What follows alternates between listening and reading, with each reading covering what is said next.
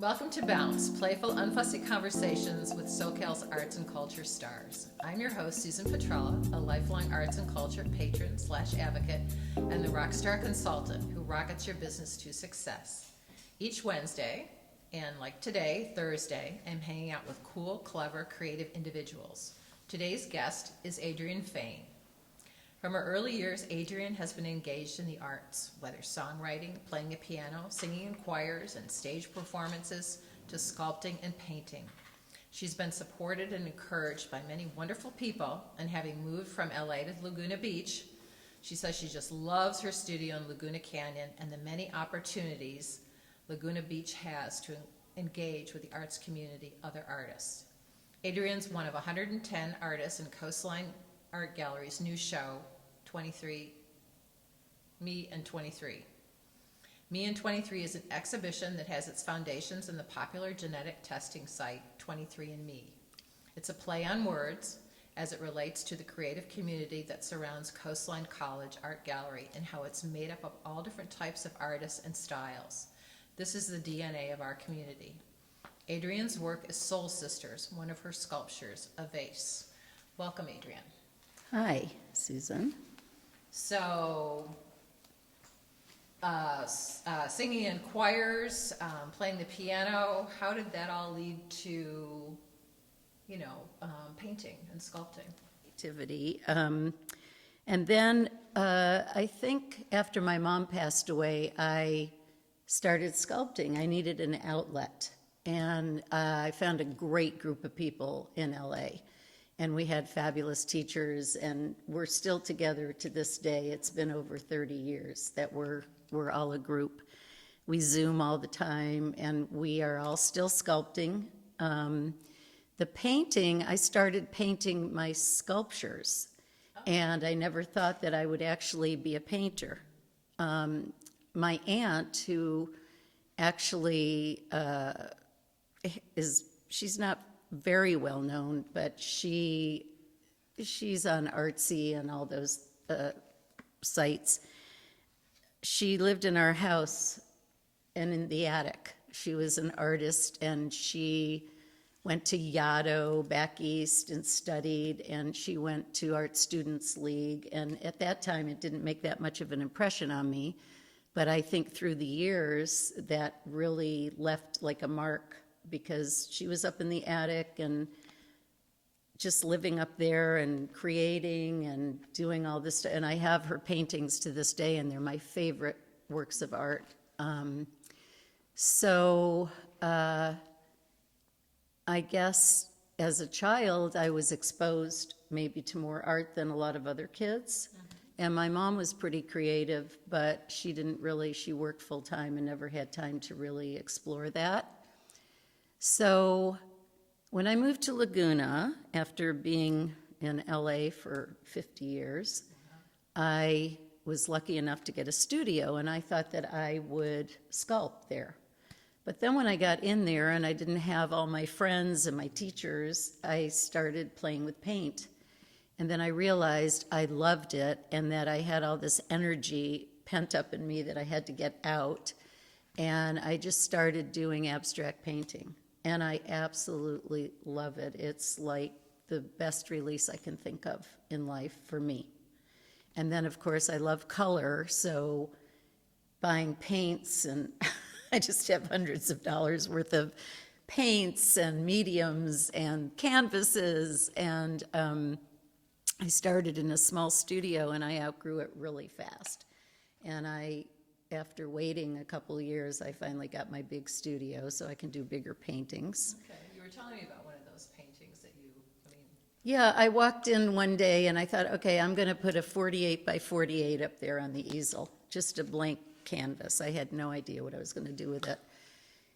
And I worked on other things, and I kept staring at it. It was just white, blank, because a lot of times I do paint on black canvas. I either try to find the black canvas or I have to paint the black canvas. Is it a particular black? No, just so that I have the dark background. For some reason, I just started out that way. I don't like white canvas for some reason. In my first class, I took one class in abstract painting, and she had us do like a wash in the background. But I just like the darkness of the black canvas. So I'm looking at this white canvas, looking at it probably for 2 months, and I was working on other things, and I would walk in, and one day I said, okay, this is ridiculous. I just have to break in this canvas. And I've never worked with charcoal. I do love when I see charcoal, and I just bought some sticks and charcoal, and one day I just went in, maybe less than 2 months ago, and I put a stick in each hand, and I just started drawing like lines and circles and all that, because I thought, okay, when I'm done with this, I'll just paint over it, or I'll paint it black, or I'll do whatever. But then I really liked what happened, and right now it's just charcoal and a white canvas, and I have it sprayed.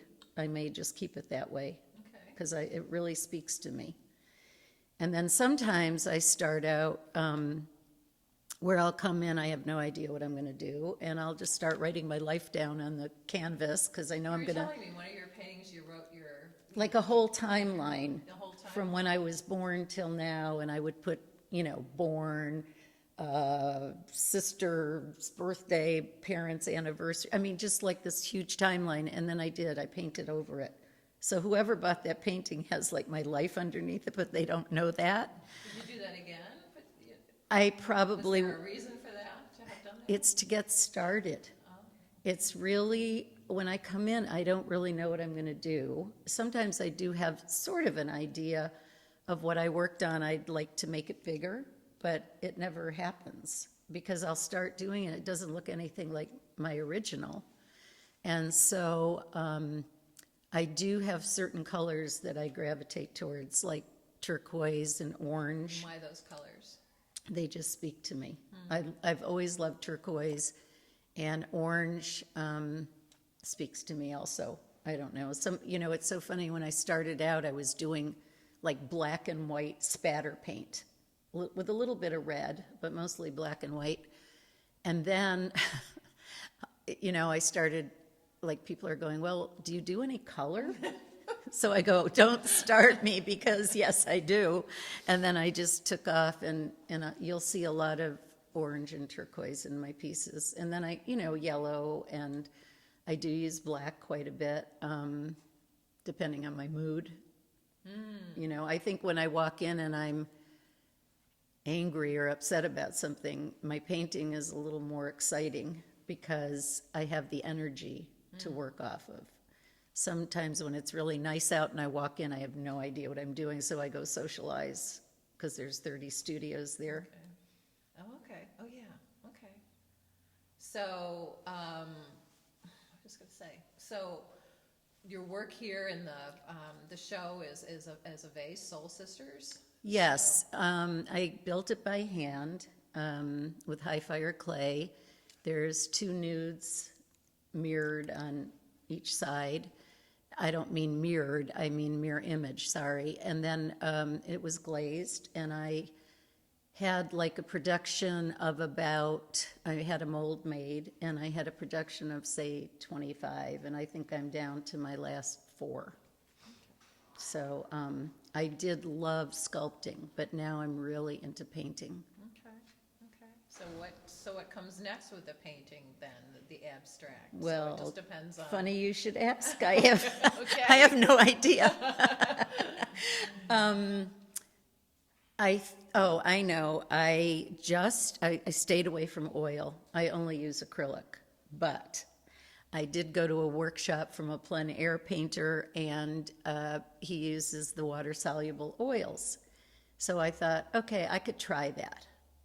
I did try it once with some sticks over my acrylic, and it really ruined the painting. But what I find is that the water-soluble colors are very bright, and they can also be, very diluted to look like watercolor. So I'm kind of excited about that, and that's basically what I've been doing for the last few months. I've been using the water-soluble oils, and I can say I do oil painting, which is kind of fun because I looked on the internet and it said, yes, this is considered oil painting. And I thought, okay, and it cleans up very easily, and you don't have to use any toxic. So are the paintings brighter then? With The using oil? colors are just different. They're a little more, how do I say, more, I don't know, like maybe brighter. And what I like about it, acrylic, I love acrylic, but it is plastic. And so when it dries, it does have a different finish. I feel like the water soluble kind of goes into the work a little better. It doesn't, it's not on the surface as much. It sort of goes into the canvas better.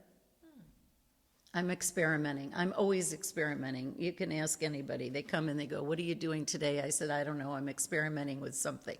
I saw it yesterday," and I'm very non-computer savvy. I absolutely do not do digital. I don't, I may have images in my head, and I cannot draw well. That I know.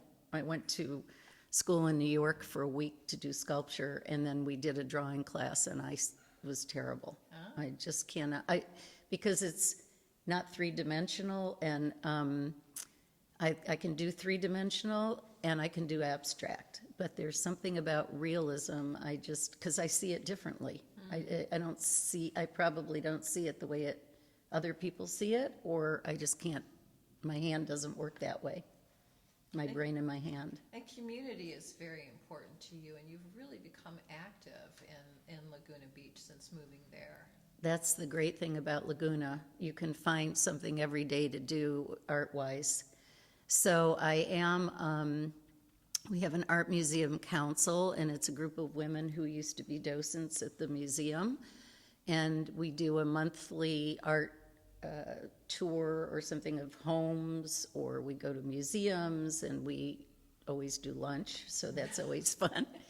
And then I am the vice president of CAP, which is Community Art Project, and it's one of the 22, we have the Laguna Beach Art Association, the LBAA, and that's one of the groups, and it's funded. Some of it's funded from the hotels, and then we get grants. And our particular community art project, we try to get shows for our artists that we call them our CAP artists. We have a show coming up at the Suzy Q and one at City Hall, and we also have put several private murals in the city. We don't do public art, we do private, on private property. And we work hard. There's only 3 of us on the board. Oh, wow. Okay. So we do work really hard. But Laguna is just amazing for artists and art and anybody visiting. There's just something every day to do. The festivals, art shows, museum for sure is fabulous. We used to come down here just to go to the museum. So do you have individuals coming to the studio to see your work? There's open. Do they have open studios? We have open studios twice a year. We have, it's May 18th and 19th, and we try to get as many people to open their studios that we can. We're on Laguna Canyon, right next to the Jeep place. There's 30 studios. And last time, we usually do December and May. And last time we had it was wonderful. We had like 20 of the studios open. And you can actually come, and see people work or see what they're doing. We usually clean up a little for the open houses. And I can be there anytime, all the information's on my website, and I usually am there, I would say 3 to 4 days a week to work. So do you take commissions? Because if you work from kind of someone internally, right? It's hard. Can you, how does that work? Or do you do that? I do that, but it is really difficult because what's in someone else's mind may not be in yours, and that's why you have to keep saying, what do you think about this? Or what? Usually I'll do it by color and not so much because even though they say you shouldn't match your art to your furniture, some people want their art some to match people want it to match, and not only that, but it is really hard when you're an abstract artist to reproduce something. I would love to reproduce some of my work that I particularly love, but it doesn't happen that way because you come in and you don't even know how you did it because some of it is so unconscious, and things have shown up in my paintings that I am shocked. And and I have learned, I think I told you this when we spoke, that I will never say to somebody, "Oh, do you see this?" Because I said that a few times and they said, "Well, now that you showed me that, I don't want to buy it." So there you go. So you just let everybody see what they see. Professor. David's also Bounce's wonderful producer. Thank you, David. Until next time. Thank you, Susan and David.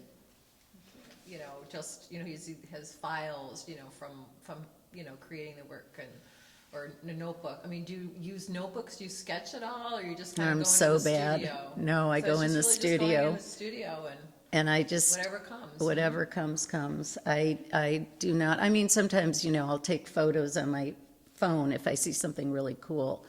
But other than that, I don't keep files. I don't use a computer. I have an iPad and a phone, and that's it. Okay.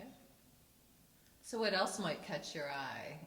I mean, you know, here's singing, you know, playing the piano, you know, stage performances, painting. Is there anything else in kind of like the art space? Well, I do play guitar a little. Oh, okay. I have two ukuleles that I haven't touched yet. But I don't know what's next, to be honest. Oh, I also made jewelry a lot, so I still have a lot of that left. Is that something, was that one of the ones that you No, were this is wearing? a garage sale thing that everybody wants to buy, actually. I wish I could This big reproduce chunk of it. silver on her I arm. know. It's aluminum, and I need someone to reproduce it. But you know, that's it. Like if I'm home and I can't get to the studio, I might work on a piece of jewelry I collected for years too. So, Okay. yeah. So anything, you never know. Thank you, Adrienne, for sharing your story with us. You've made Bounce bounce. A special thank you to our generous sponsor, Coastline College, its Fine Arts Department and Art Gallery, David Michael Lee, Director, Curator, and Professor. David's also Bounce's wonderful producer. Thank you, David. Until next time. Thank you, Susan and David.